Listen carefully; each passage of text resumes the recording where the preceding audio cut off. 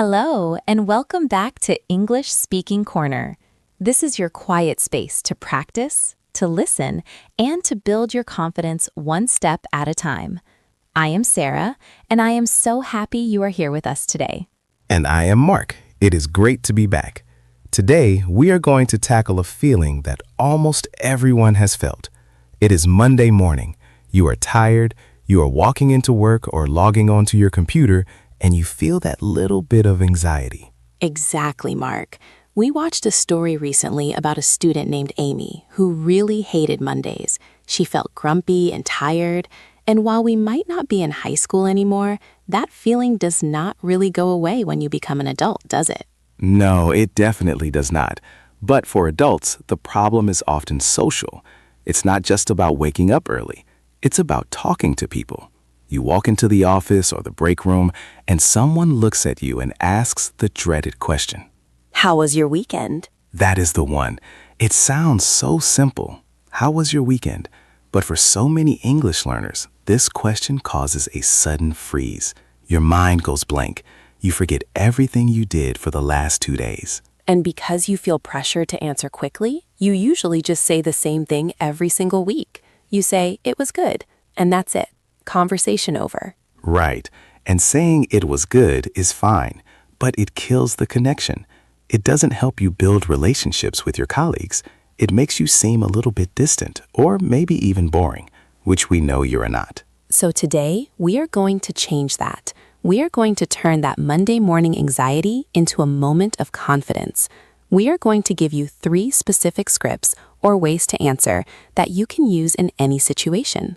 We have designed these scripts to cover the 3 most common types of weekends: the lazy weekend, the productive weekend, and the social weekend. By the end of this episode, you will have the vocabulary to handle all 3 without even thinking about it. Before we dive in, if you want to keep building your real-world speaking skills with us, make sure to subscribe to the channel. We want to be your regular study partner, helping you speak naturally in daily life, work, and travel. Let's start with the first scenario. This is what we call the recharge weekend. This is for those weekends where you really didn't do much. Maybe you were tired from the work week, so you stayed home, you slept in, or you just watched movies. Many learners feel embarrassed about this. They think they need to have an exciting story. They think they need to say, "I climbed a mountain," or "I went to a fancy party." So when they have a lazy weekend, they feel shy. They just say nothing much. But there's a much better way to say this. You want to frame your laziness as a positive choice. You weren't just doing nothing. You were recovering. You were taking care of yourself. So the key word we want to teach you here is recharge. To recharge, just like a battery. If your phone battery is low, you plug it in. Humans need to plug in too. So instead of saying, "I did nothing," you can say, "I really needed to recharge." Let's listen to a full example of how this sounds in a natural conversation. Mark, ask me about my weekend. Hey Sarah, how was your weekend? It was so nice, thanks. I really needed to recharge, so I just lay low and took it easy. That sounded very natural. You used 2 really great phrasal verbs there. You said lay low and took it easy. Can we break those down? Of course. To lay low means to stay quiet, to stay out of sight, and not be very active socially. It implies you stayed home and enjoyed the quiet. I just lay low. And took it easy is similar. It means you didn't stress yourself with work or difficult tasks. You moved slowly. You relaxed. I took it easy. Now, let's try to practice this together. I want you to listen to the phrase, and then during the pause, I want you to say it out loud. Imagine you are talking to a colleague who just asked you about your weekend. Here's the first part. I really needed to recharge.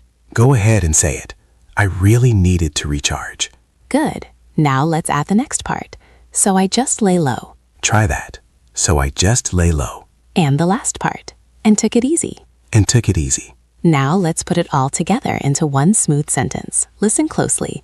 I really needed to recharge, so I just lay low and took it easy. Now it is your turn. Speak clearly and confidently. Excellent. Do you see how that sounds much more interesting than saying, "I slept"?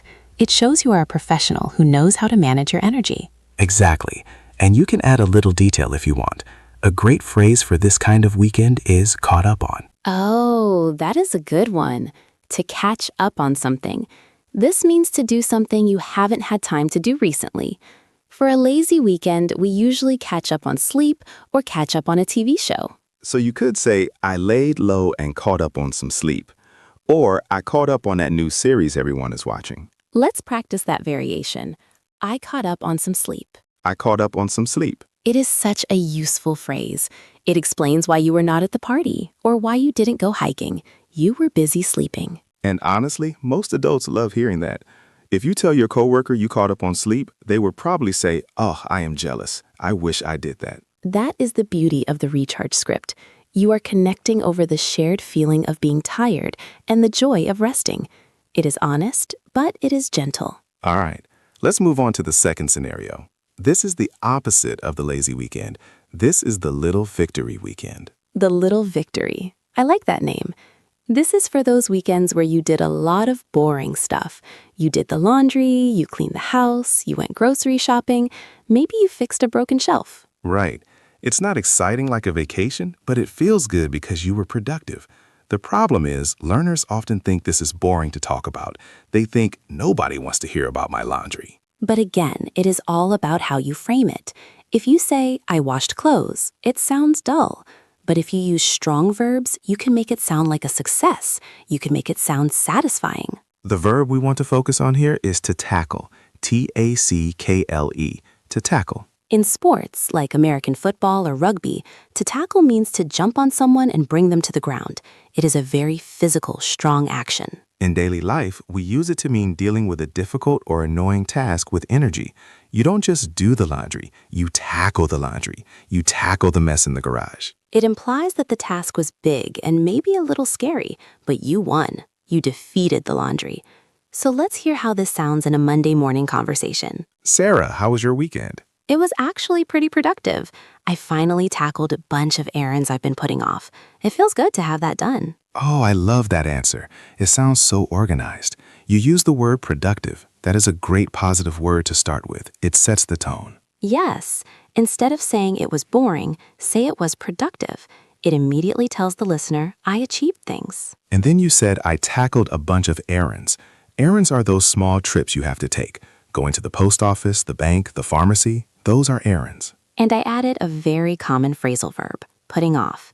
To put something off means to delay it, to wait until later to do it because you don't want to do it. We all have things we are putting off. So when you say, I tackled the errands I was putting off, your coworker understands that feeling of relief. Let's practice this script. We'll break it down. First, the positive summary. It was actually pretty productive. Your turn. It was actually productive. Now the action. I finally tackled some errands. Try that strong verb. I finally tackled some errands. And the context. That I've been putting off. That I've been putting off. Now the emotional result. It feels good to have that done. It feels good to have that done. Let's put the whole thing together. Imagine feeling that sense of relief on a Sunday night. Ready? It was actually pretty productive. I finally tackled some errands I've been putting off. It feels good to have that done. Speak out loud. Go for it. Wonderful. This script works for anything. You can say, I tackled the garden. I tackled my email inbox. I tackled the cleaning. And notice the grammar. I tackled. Simple past tense. But then, errands I have been putting off. Present perfect continuous. That shows the action of delaying happened over a period of time until now. Don't worry too much about the grammar terms. Just focus on the flow. I have been putting off. It flows together. I've been putting off. Exactly. The little victory script is great because everyone respects productivity. It makes you sound responsible and ready for the work week. Now, let's look at our third scenario. This is the social highlight weekend. This is for when you actually went out. Maybe you met a friend, went to a restaurant, or saw a movie. The mistake learners make here is often giving too much detail or too little. They might list every single thing they ate, or they just say, I met a friend. We want to find a happy medium. The key phrase we want to teach you here is caught up with. We used catch up on earlier for sleep, but when you meet people, you catch up with them. To catch up with someone means to meet them and exchange news. It implies you haven't seen them for a while, so you need to update each other on your lives. It is much warmer than just saying I met a friend. So here is how this script sounds. Mark, ask me the question. Go ahead, ask me. How was your weekend, Sarah? It was lovely. I caught up with an old friend for coffee. We went to that new spot downtown. Short, sweet, but very natural. You described the feeling. It was lovely. then the action. I caught up with an old friend. And then the location. We went to that new spot. Let's talk about the word spot, S-P-O-T. In textbook English, we learn words like restaurant, cafe, or location. But in natural, casual English, we often use the word spot to mean a place. Yeah, a cool spot, a lunch spot, a coffee spot. It sounds very native. Instead of saying, we went to a new cafeteria, say, we went to a new lunch spot. It makes you sound like you know the city well. So let's practice this social highlight script. First, the feeling. It was lovely. Say it with a smile. It was lovely. The action. I caught up with an old friend. I caught up with an old friend. And the detail. We checked out a new spot downtown. We checked out a new spot downtown. Oh, you used checked out. That is another good one. Yes, to check out means to visit something to see what it is like. We checked out the new museum. We checked out the park. So let's try the full sentence with that variation. It was lovely. I caught up with an old friend, and we checked out a new spot downtown. Your turn. Narrate your social weekend. Great. Now you have 3 solid scripts. You have the recharge for when you are lazy, you have the little victory for when you are doing chores, and you have the social highlight for when you go out. But Sarah, a conversation is not a monologue. It is like a game of tennis. You hit the ball over the net, but you have to wait for it to come back. Or rather, you have to hit it back when someone serves to you. That is a great analogy. If I answer your question and then stop talking, the conversation dies.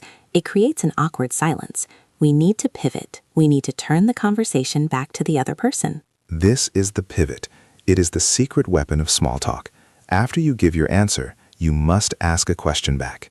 The simplest version is, how about you? It was good, thanks. How about you? That works. But if you want to sound a bit more interested, a bit more fluent, you can use this phrase. Did you get up to much? Did you get up to much? That is a classic.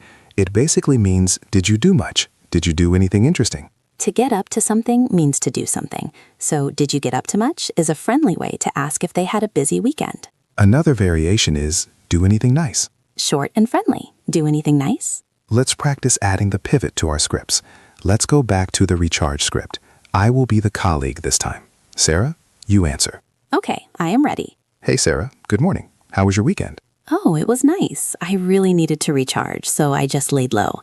How about you? Did you get up to much? See how smooth that was? She answered and immediately threw the ball back to me. Now I can tell her about my weekend. Let's practice that transition. I want you to say the pivot phrase. Listen first.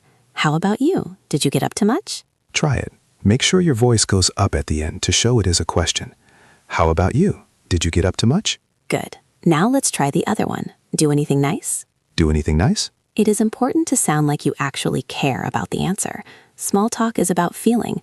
Even if you don't really care about their grocery shopping, you are building a bridge. You are being friendly. Exactly. And once you ask that question, you just need to listen. You don't need to stress about what to say next. Just listen and nod. So we have covered a lot today. We have transformed the scary Monday morning moment into a structured interaction. You don't need to improvise. You just need to pick your script. Let's do a final review, a sort of role play where we mix these up. I want you to imagine you are walking into the office kitchen to get your coffee. You see me there. I smile and I speak to you. Listen to Mark, and then I want you to choose one of the 3 scripts we learned, whichever one fits your real weekend best, and answer him out loud. Then don't forget to pivot. All right, here we go. Morning. Good to see you. How was your weekend? Oh, that sounds great. Thanks for asking. Mine was pretty good too. I actually went hiking. Did you manage to answer? Did you remember to ask him back? If you did, congratulations. You just successfully navigated Monday small talk. And if you stumbled or forgot a word, that is okay too. That is why we practice. You can replay this video tomorrow morning before work. Put your headphones on, brush your teeth, and shadow along with us. Repetition is the key to confidence. The more you say, I tackled my errands, or I caught up on sleep out loud, the more natural it will feel when you are standing in front of your boss or your teammate. And remember, you don't need to be perfect. You just need to be present. People appreciate that you are sharing a little bit of your life with them. One final tip before we go. Your tone of voice matters as much as your words. When you say, I just laid low, say it with a relaxed voice. When you say, I tackled some errands, say it with a bit of energy. Your voice tells the story too. Absolutely. If you found these scripts helpful, we would love to know which one is your favorite. Are you a recharge person, a little victory person, or a social highlight person? Think about your last weekend. Which category did it fit into? Next time you are in the comments section or thinking about your English practice, try to write one sentence using the vocabulary we learned today. Maybe, I caught up with my sister, or I finally tackled my garage. Writing it down helps lock it in your memory. Thank you so much for spending your time with us today. Mondays can be tough, but your English doesn't have to be. You have the tools now to start your week with a connection, not awkwardness. Use English Speaking Corner as your warm-up. We are here to help you speak, not just understand. Have a wonderful, confident week. And remember, every conversation is just a chance to practice. We will see you in the next episode. See you next time. Bye. Bye.